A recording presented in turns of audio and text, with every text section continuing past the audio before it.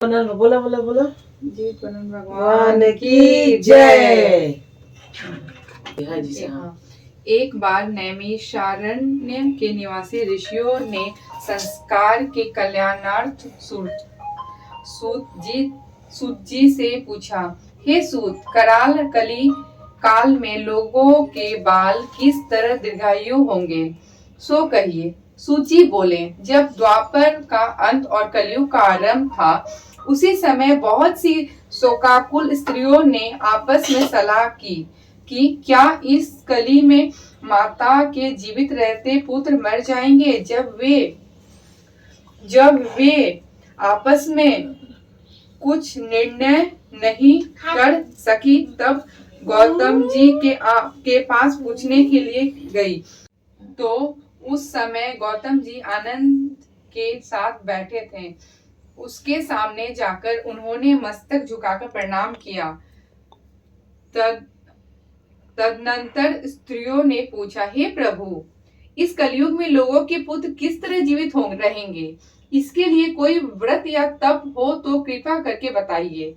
इस तरह उनकी बात सुनकर गौतम जी बोले, आपसे मैं वही बात कहूंगा जो मैंने पहले सुन रखी है। गौतम जी ने कहा, जब महाभारत युद्ध का अंत हो गया और द्रोणपुत्र अस्थामा के द्वारा अपने बेटों को मारा देख सब पांडव बड़े दुखी हुए, तो पुत्र की शोक से व्याकुल होकर द्रौपदी अपनी सखियों के साथ ब्राह्मण श्रेष्ठ और धौम्य के पास गई और उनके धौम्य से कहा, हे विप्रेंद्र, कौन सा उपाय करने से बच्चा दीर्घायु हो सकते हैं, कृपया करके ठीक ठीक कहिए। धौम्य बोले, सतयुग में सत्य वचन बोलने वाला, सत्य चरण करने वाला समरदर्शी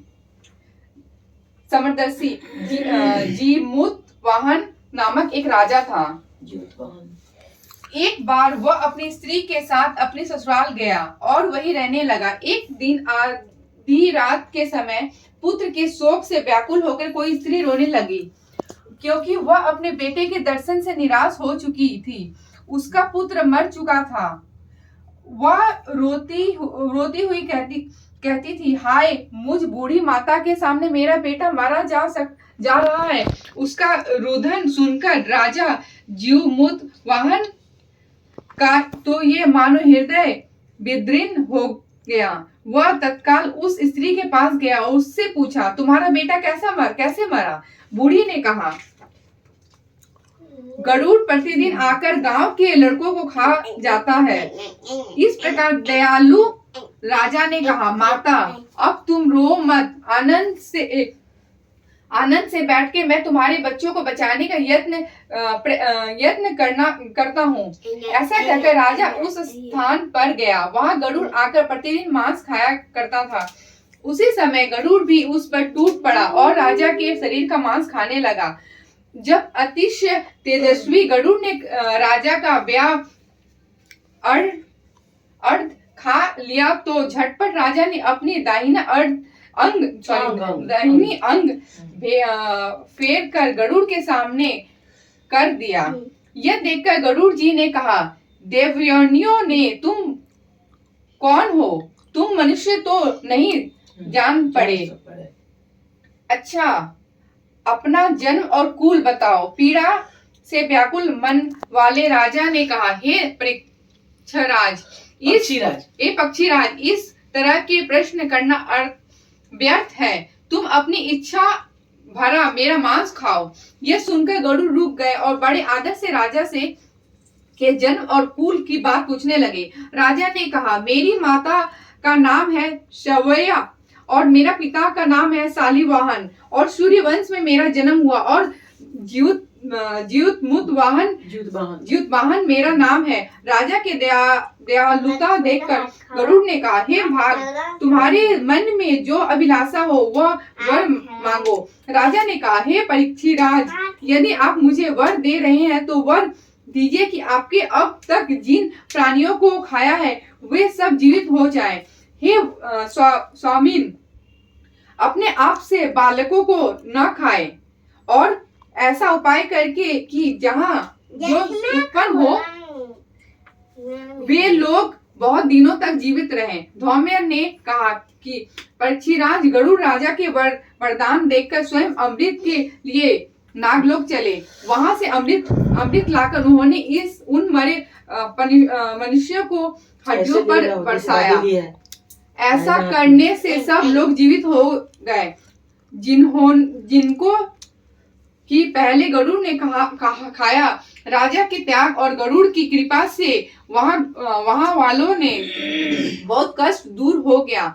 उस समय राजा के शरीर की शोभा दूनी हो गई। राजा की दयालु देखकर गरुड़ ने फिर कहा, मैं संसार के कल्याणार्थ एक और वरदान दूंगा। आज आश्विन कृष्ण सप्तमी से रहित शुभ अष्टमी तिथि आज ही तुमने जहाँ की प्रजा को जीवन दान दिया है। हे वत्स, अपने अब से यह दिन ब्रह्म भाव हो गया है। वे मूर्ति भेद से विविध नामों से विख्यात है। वही त्रैलोक से पूजित दुर्गा अमृत प्राप्त करने के अर्थ में जीवी पुत्रिका कहलाई है। सो इस तिथि को जो स्त्री उस जीवित पुत्रिका की और कुश की आकृति बनाकर तुम्हारी पूजा करेगी तो दिनों दिन उसका सौभाग्य बढ़ेगा और वंश की बढ़ती होगी। हे महाभाग, इस विषय में विचार करने की भी आवश्यकता नहीं है। हे राजन, सप्तमी से रहित और उद्यातिथि अष्टमी को व्रत करें। यानी सप्तमी विद्वत अष्टमी जिस दिन हो उस दिन व्रत न कर शुद्ध अष्टमी को व्रत करे, नवमी में पारण करें। यदि इस पर ध्यान न दिया गया तो फल नष्ट हो जाएगा, सौभाग्य तो अवश्य नष्ट हो जाएगा। जीववरण भगवान को इस तरह का वरदान देकर गरुड़ वैकुंठ धाम को चले गए और राजा की अपनी पत्नी के साथ अपने नगर को वापस चले आए। धौम्य द्रौपदी ने कहते हैं, हे देवी, मैंने यह अतिशय दुर्लभ व्रत तुमको बताया है। इस व्रत को करने से बच्चे दीर्घायु होते हैं। हे देवी, तुम भी पूर्वक विधि से यह व्रत और दुर्गा जी का पूजन करो, तुम्हें अभिलाषित फल प्राप्त होगा। मुनिराज दौम्य की बात सुनकर द्रौपदी के हृदय में एक बार का कौतूहल उत्पन्न हुआ और पूर्ववाहिनी स्त्री को बुलाकर उनके साथ यह उत्तम व्रत किया। गौतम ने कहा, यह व्रत इसके प्रभाव को किसी एक चिल्हिनी ने सुन लिया, अपनी सखी सियारनी को बतलाया। इसके बाद पीपल वृक्ष की शाखाओं पर बैठकर उस चिल्हिनी ने उस वृक्ष को खोते में बैठकर सियारनी ने भी व्रत किया। फिर वही चिल्हिनी किसी उत्तम ब्राह्मण के मुंह से यह कथा सुन आई और पीपल के खोते में बैठी हुई अपनी सखी को सुनाया। सियारनी ने आधी कथा सुनी थी उनका भूख लग गई कि उसे भूख लग गई और वह उसी शव से मरे हुए शमशान में पहुंची। वहां उसने इच्छा भर मांस का भोजन किया। चिल्हिनी बिना कुछ खाए पिए रह गई। सवेरे हो गया। सवेरे वह गौशाले में गई और वहां गौ का दूध पिया। इस तरह नवमी को उसने पारण किया। कुछ दिनों बाद वे दोनों मर गई और अयोध्या में किसी धनी व्यापारी के घर जन्मी। संजोग से उन दोनों का जन्म एक ही घर में हुआ, जिसमें सियारनी श्रेष्ठ हुई और चिल्हिनी छोटी। वे दोनों सभी शुभ लक्षणों से युक्त थी, इसीलिए बड़ी लड़की काशी राज के और छोटी उनके मंत्री के साथ गार्हपत्य अग्नि के सामने विधिपूर्वक ब्याही गई। पूर्व जन्म के सुनो कथा सुनो। कर्म फल से वह मिघनयनी रानी हुई। जिस किसी की संतान को उत्पन्न करती वह मर जाती थी। पूर्व जन्म की बातों को स्मरण करने वाली मंत्री की पत्नी ने अष्ट वसुओं के सदृश तेजस्वी 8 बेटे उत्पन्न किए और सभी जीवित रहे। अपनी बहन के दोनों बहन पुत्रों को जीवित देखकर ईर्ष्यावश राजपत्नी ने अपनी स्वामी से कहा, यदि तुम मुझे जीवित रखना चाहते हो तो इस मंत्री के भी पुत्रों को उसी तरह भेज दो जहां मेरे बेटे गए हैं, अर्थात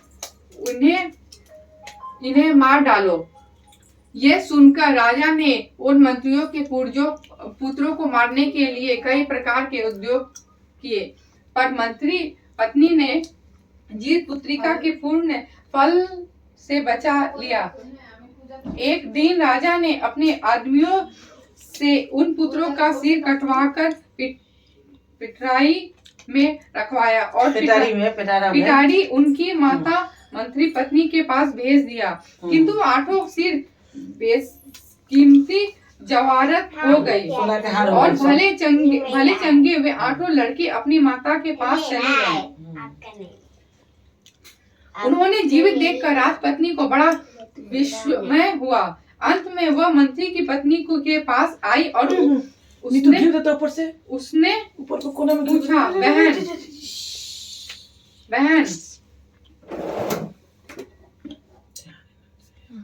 नहीं मरते। इस पर मंत्री की पत्नी ने कहा,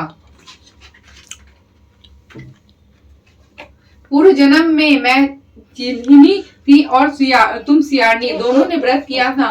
तुमने व्रत के नियमों का भली भांति पालन नहीं किया और मैंने किया। इसी दोष से हे बहनी तुम्हारे बेटे नहीं जीते और आज रानी अब भी तुम उस पुत्री का व्रत करो तो तुम्हारे बेटे दीर्घायु होंगे। मैं सच कर रही हूँ। उसके कथा अनुसार रानी ने व्रत किया, तभी से उनके कई बेटे सुंदर दीर्घायु होकर बड़े बड़े राजा हुए।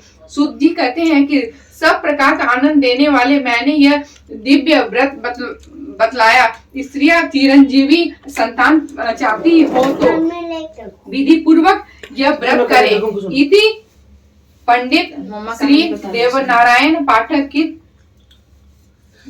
कंप्लीट हो गई भाषा टीका सहित जीवी पुत्री का व्रत कथा समाप्त। जीवी पुत्री का भगवान की जय।